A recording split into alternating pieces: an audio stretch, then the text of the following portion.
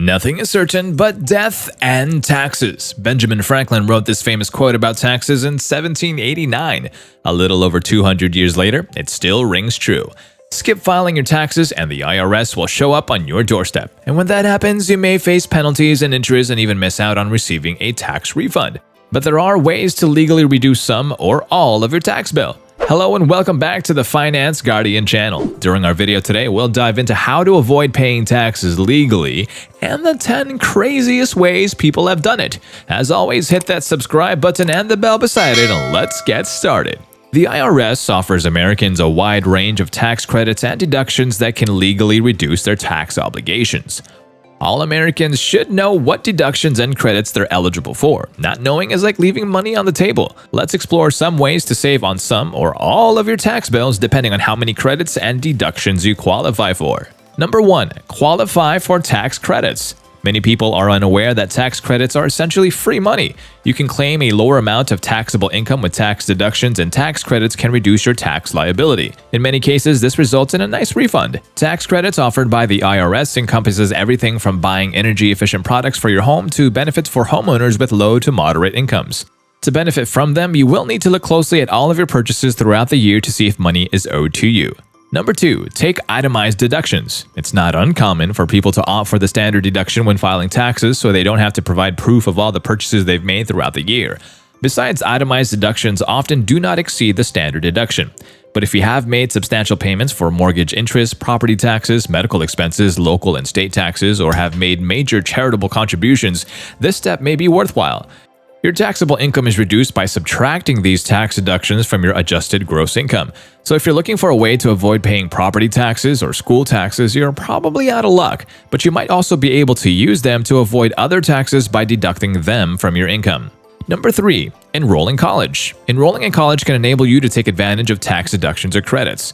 Currently, the government offers credits and deductions for going back to school online or in your community.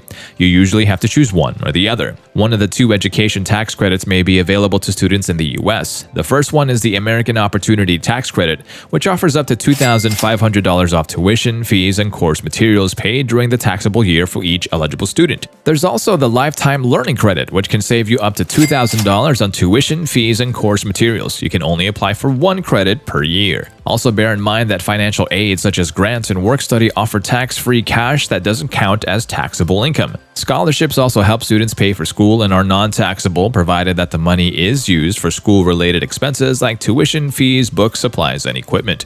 Obviously, legally avoiding paying taxes can be difficult, but you could improve your chances by utilizing credits and deductions. In one way or another, most Americans will pay taxes. Although tax avoidance may be legal, tax evasion constitutes a serious crime. If you commit it, you'll probably face a tax penalty. So how can one not pay taxes legally? The tax code turns out that there are some ways to avoid paying taxes if you know the ins and outs. The act of not paying taxes has become something of an art form for many Americans who secure deductions for things that are otherwise entirely off limits. So here are a few novel ways people have avoided paying taxes. Number 10. NBA star deducts his fines. Former NBA star Lamar Odom sued the IRS in 2010 due to the agency's claim that he owed $87,000 in taxes and interest. Odom took deductions for $12,000 in sports fines and $178,000 for fitness expenses, both of which the IRS said he was not entitled to take deductions for.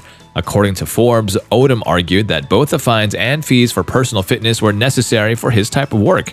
Odom said in court, quote, "These NBA fines are commonly assessed on professional athletes and are work-related. Therefore, the fines incurred are ordinary and necessary employee business expenses." After settling the case in 2012, the IRS agreed to accept about $9,000 in owed taxes and interest, just about 10% of it initially sought. Unfortunately, these types of deductions won't fly in the 2022 tax year. Only self-employed individuals can deduct job-related expenses under the Tax Cuts and Jobs Act. Number 9. Scuba diving in the Florida Keys is considered a business expense. A firefighter who worked in a cold climate was able to deduct scuba diving training trips to the Florida Keys as a business expense, said CPA Jody Padar to CNN Money. He claimed the deduction since his job with the fire department's dive team required him to maintain a scuba diving certification. As in the case of Odom, this type of deduction will no longer apply since the new tax law does not allow employees to deduct unreimbursed business expenses. Number 8. A world traveler deducts a $50,000 trip. If you want to travel the world and write off its expenses, you might be able to do so. Tax preparer Jerry Lewin told CNN Money that he had a client who took a multi-year trip around the world, stopping in Italy, France, and Greece, and that client wanted to deduct the entire $50,000 cost of the trip.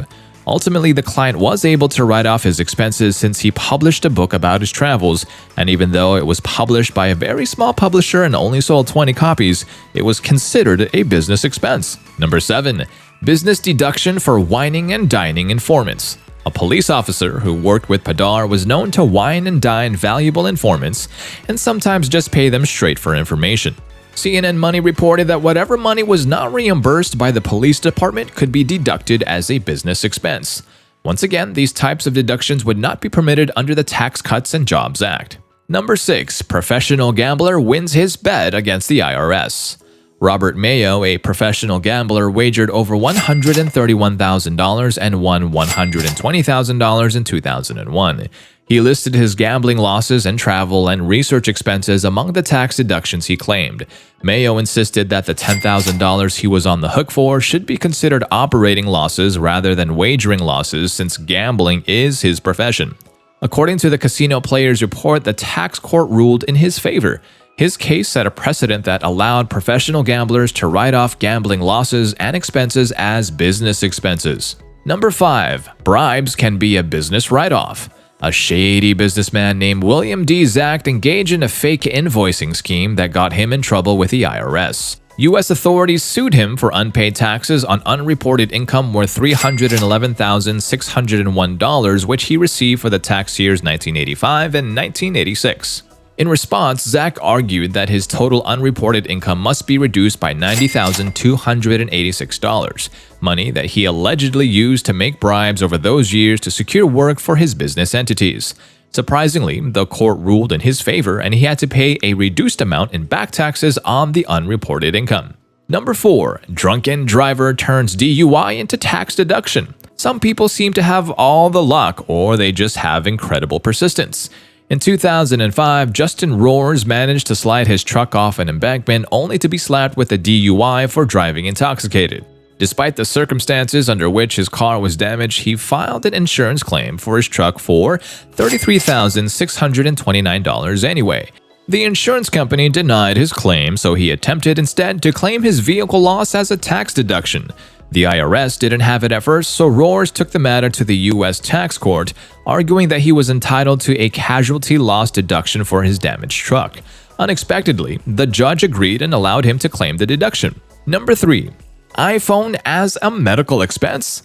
Following a car accident resulting in severe brain injuries, a taxpayer was prescribed an iPhone by her doctor. The phone helped her become more independent as she was reminded of things she needed to do and was able to answer questions with the help of Siri. As a result, it qualified for a medical expense. As of 2021, the IRS allows all taxpayers who itemize their deductions to deduct their qualified unreimbursed medical care expenses exceeding 7.5% of their adjusted gross income. Number 2. Exotic dancers' breast implants pay for their own. Exotic dancer Cynthia Hess, also known professionally as Tonda Marie, wanted to expand her business. Basically, she wanted larger breasts. Her business actually grew after getting the breast enlargement procedure done. Hess, now known as Chesty Love, decided to write off the implants as a business expense. The IRS rejected her request, stating that business deductions only apply in ordinary and necessary circumstances. Hess sued the IRS, claiming that her new breasts should be considered a business uniform. Her following statement was that she would have them removed as soon as she retired from exotic dancing. After much convincing, the tax court agreed that she would have added breasts of that size to her body only for business purposes, each weighing 10 pounds, and decided to grant the deduction. Number 1. Cats can be worth big money. Jan Van Dusen, an avid cat lover who had over 70 felines in her house, often took in strays she found in the wild.